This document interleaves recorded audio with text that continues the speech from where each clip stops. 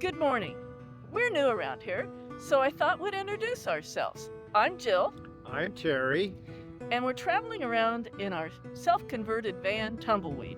Along with our dog, Tocai, who is a Hungarian, very spoiled Puli. This little monster right here is our puppy dog, Tocai. He's a Hungarian Puli, and he might be the spoiledest pooch in the world.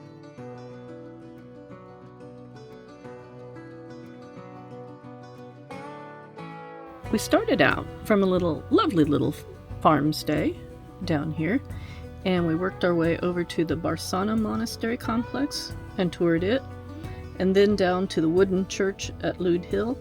We were looking forward to seeing that because it's a UNESCO site, but it was closed. Then we had a lovely drive up through the mountains over the pass, ski resort up here, but not quite open yet. And then we ended up at the monastery of Moldavita. Lovely night there, very interesting place to visit, and we jumped over here the next day, and we went to Suceavita Monastery. Went through that, and we also went to lunch at a pottery town in the area. So then we went bopping down through here, over this way, and stopped for the night someplace around here. The Maramures region of Romania is staggeringly beautiful, and it's rural, and there's scenes that wouldn't have been out of place 100 years ago. One of the things I really like are the gates. They're carved wood, gates that are just beautiful.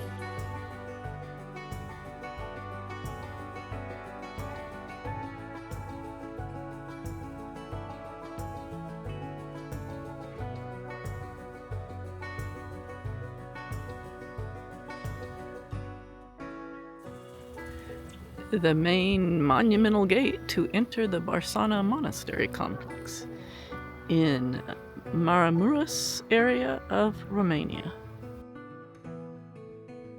The wooden architecture of the Maramures region of Romania is noted for its churches and monastery complexes. They're known above all for their tall spires and their double eaves.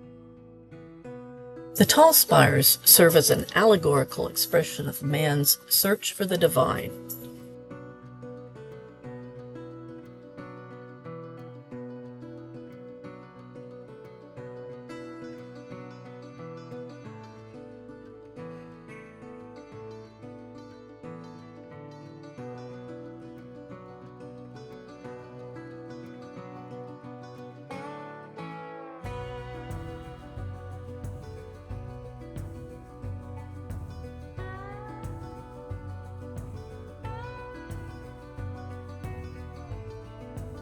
This church is of modern construction, but the paintings inside traditionally were done on textile that was coated with lime.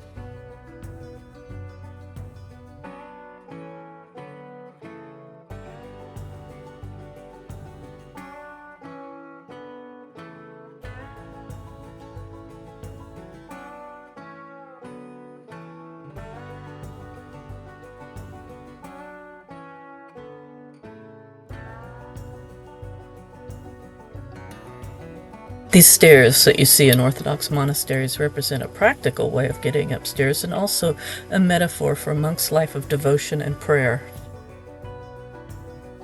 Good morning. We've returned to our earlier theme of cold and foggy and cloudy, but it is December, so I suppose in some ways that makes a lot of sense. Anyway, good morning. We are here at Barsana Monastery. It's quite a complex. It is very impressive. Let me give you a look.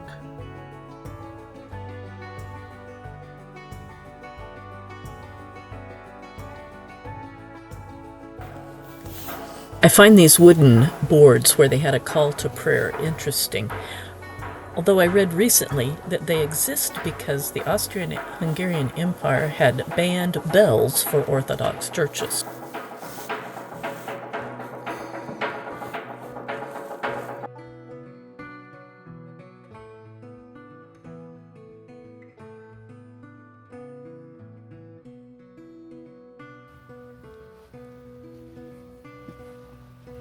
Now this is something I've seen at the monasteries, and I don't know what it is, but I kind of like it because it's so graphic, angular.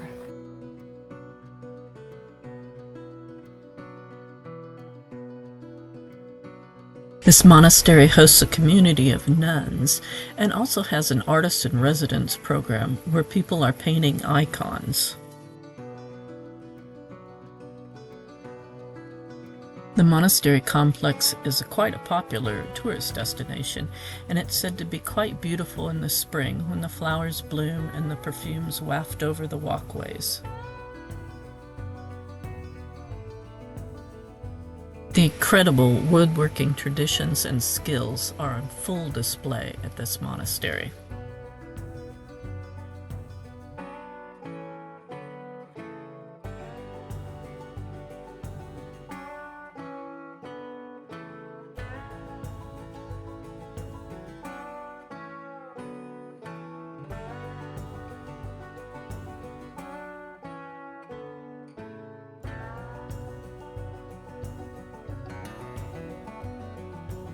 Good morning.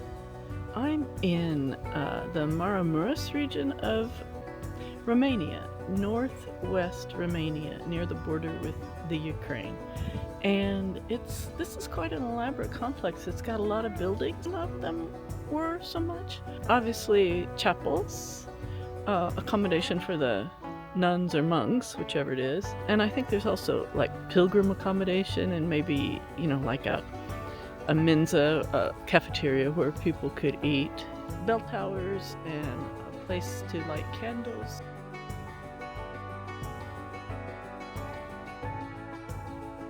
The candlelighting traditions of the Orthodox Church is very similar to the Roman Catholic faith, but here the candles have been moved out of the wooden buildings for obvious reasons. Here's an example of an old well. Goes up, and that dips into the well itself with the bucket. People seem to have left their money in the well.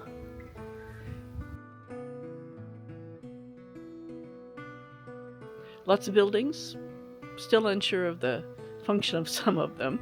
The chapel, unlike the other Orthodox churches we've seen, did not have a lot of gold leaf and gold embellishment and icons. It was more painted, like you might associate with like Bavaria, more so.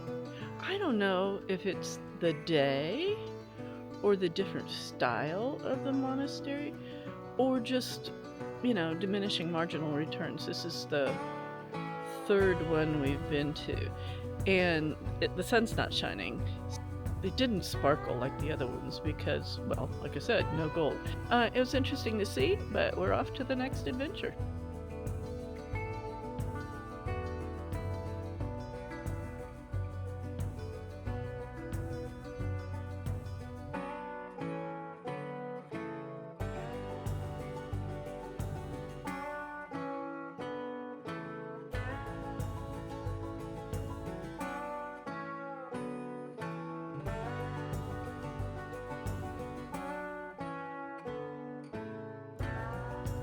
There's Tumbleweed and Tocai waiting patiently.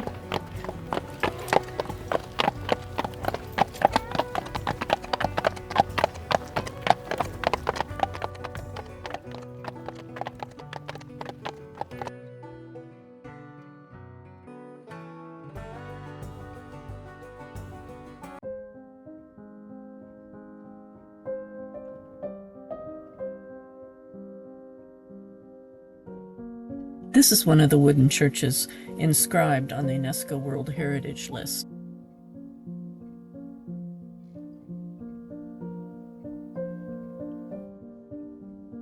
Good morning. We are at the Church of the Nativity of the Virgin, or the wooden church at Lude Hill. It's a UNESCO World Heritage Church on a very, very foggy morning. It dates to the early 17th century, and we would have loved to see inside, but unfortunately it was closed.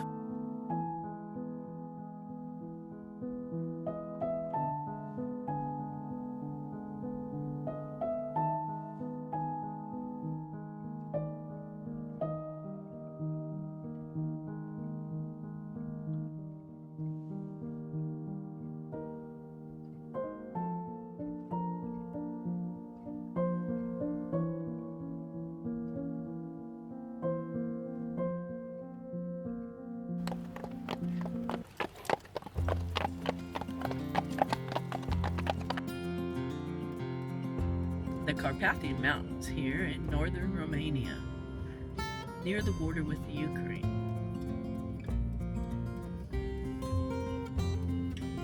We're tootling along. The fog of the morning has turned into beautiful sunshine, so that's making me very happy. And we are moving ourselves from the Maramures area of Romania into Bukovina, which is the northeastern part of Romania next to Moldavia. You could almost be in Austria from the looks of that old hotel. Yeah, almost. Hotel Victoria.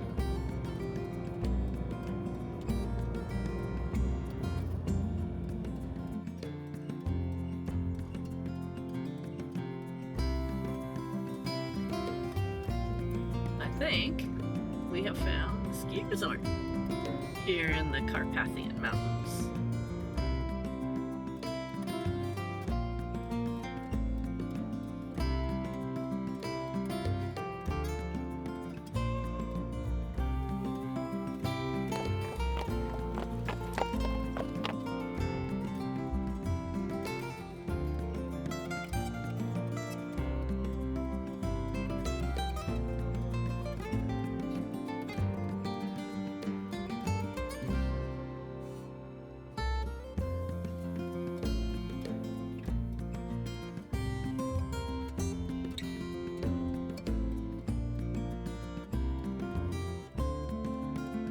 I'm at the church in Karlibaba, the Orthodox Church of the Apostles St. Peter and St. Paul, and it is an amazing bit of woodworking.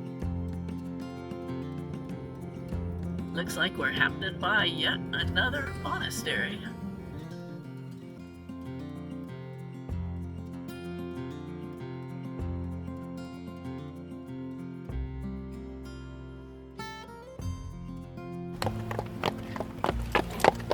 As a quilter, I love the geometric forms on these houses. It was just in this particular area. We crossed the Carpathian Mountains into the Bukovina area of Romania. Traditionally, it was ruled by the princes of Moldavia and also the Hungarians. Moldavita Monastery is what they call a fortress monastery with gates and guard towers.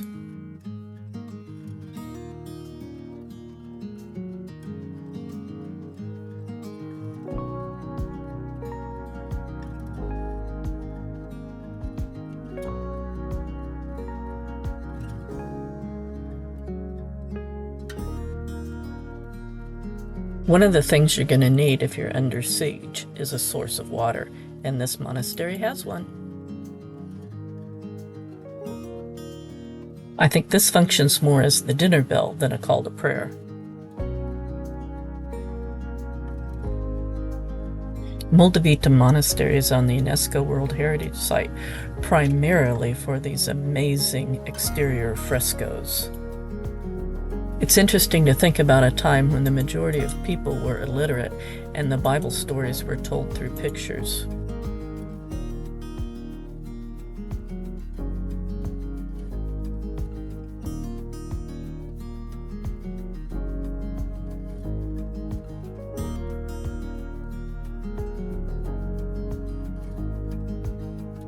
This amazing blue is called Voronet blue, and it was created with the stone called azurite, which was not present in Romania, so they would have had to trade in order to get the raw materials. One of the reasons it's endured for the centuries is the binder that they used, and modern science hasn't been able to figure out exactly what that was.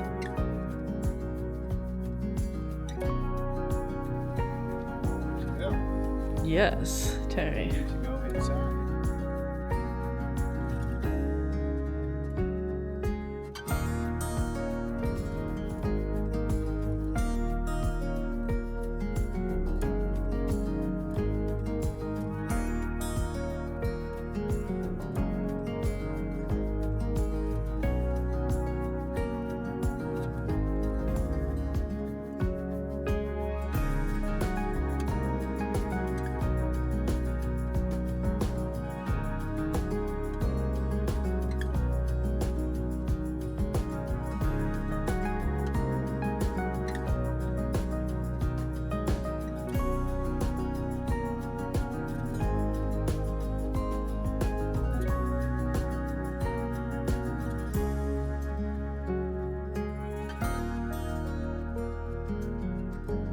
This Last Judgment covers the entire exterior porch of the monastery, and you'll see this imagery, the red fiery river leading up in almost all of the monasteries in the area.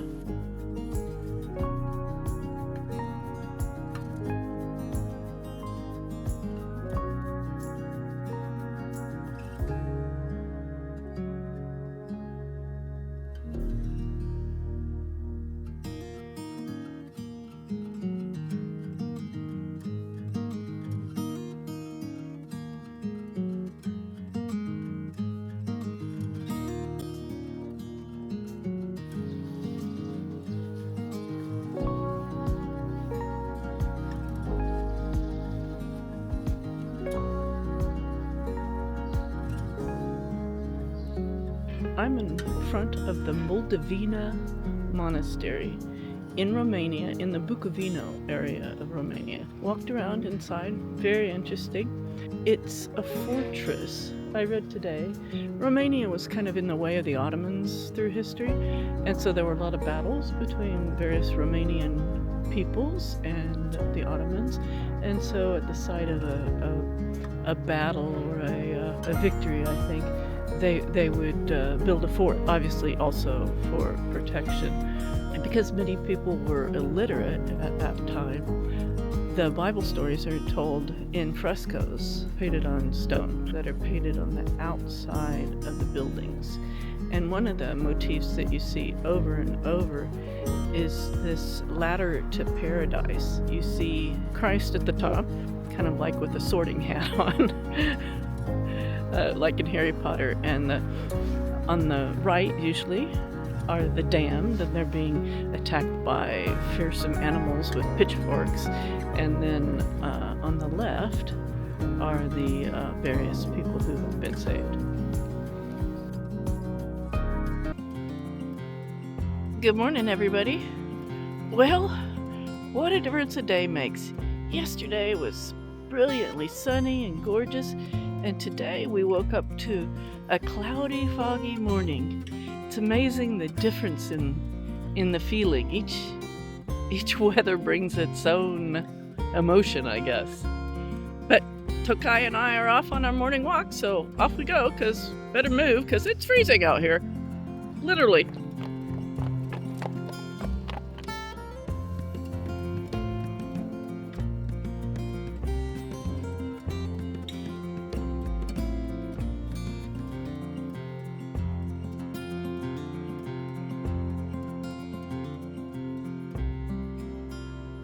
We happened across this pottery town and decided there wasn't a better place to eat lunch than the potter's house.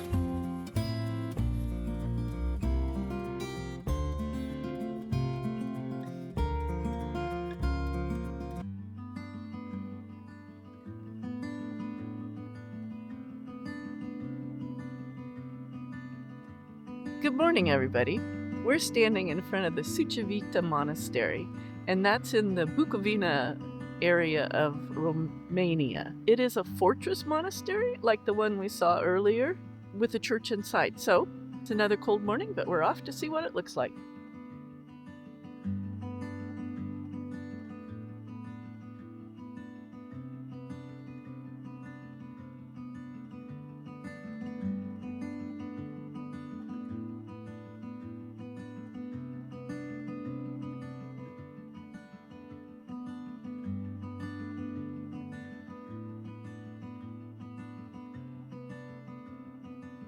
The Tocai Monastery is also on the UNESCO World Heritage Site as one of the painted churches of Moldavia.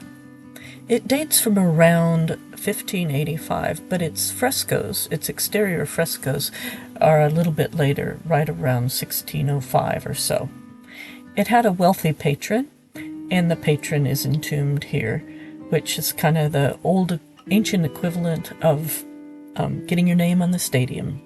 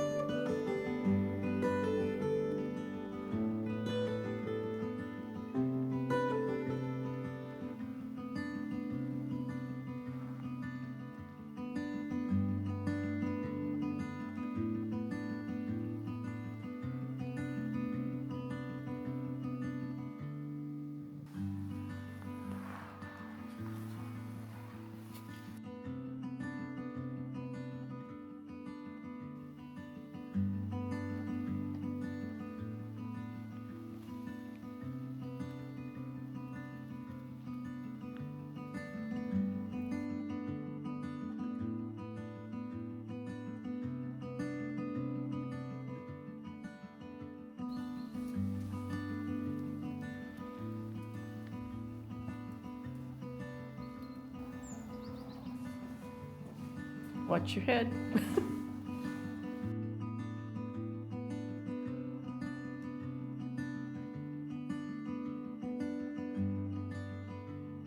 That was an interesting visit to the Sucevita Monastery. It was really amazing on the inside of the church.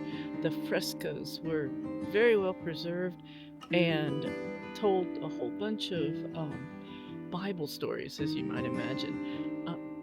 Some of which, and I also think that there were walls depicting the martyrdoms of the saints, because there were some pretty gruesome things going on there.